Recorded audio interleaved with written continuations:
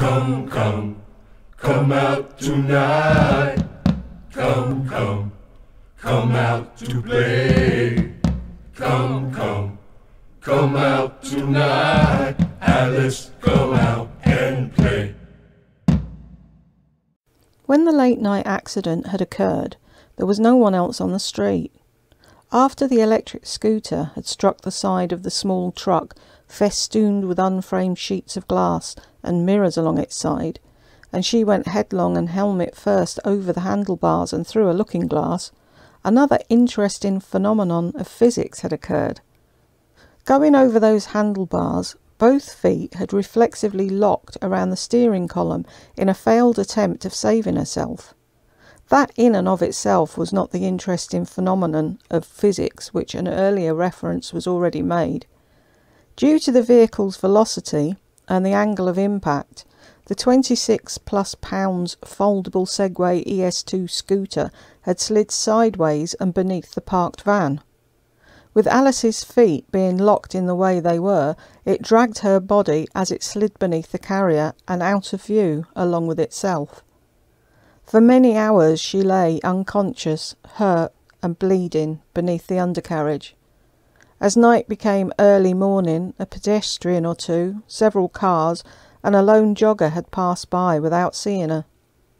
It wasn't until an observant member of the Hobohemian Police Department first noticed the broken glass and mirror, then later what was determined to be chunks of chrome, some other metal bits strewn on the street and beneath the rig, as well as a cell phone, 2 CDs still shrink-wrapped in jewel cases, and what appeared to be an enveloped card. Upon closer inspection, the officer noticed a single skid mark by the van. Looking underneath, he saw what any person on the force of Hobohemia's finest dreaded most to see.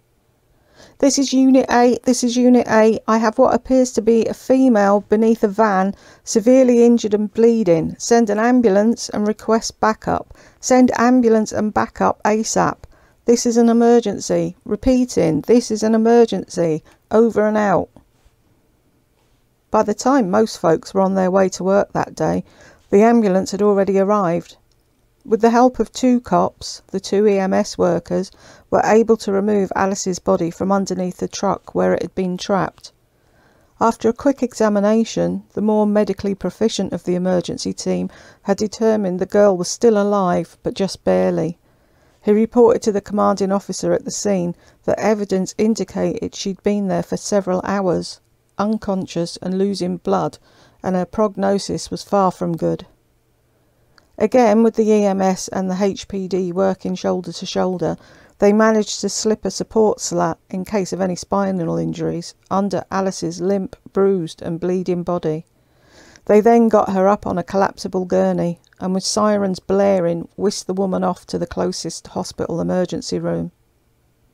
After a few blocks, the attendant who was riding in the back shouted to the driver, "You can slow down and turn the siren off. I'm calling this. She's gone. The time of death is 9:01 AM. Let's take her body in and then grab some coffee." And with that, our tale comes to a close. Or does it? Come, come, come out tonight. Come, come, come out to play.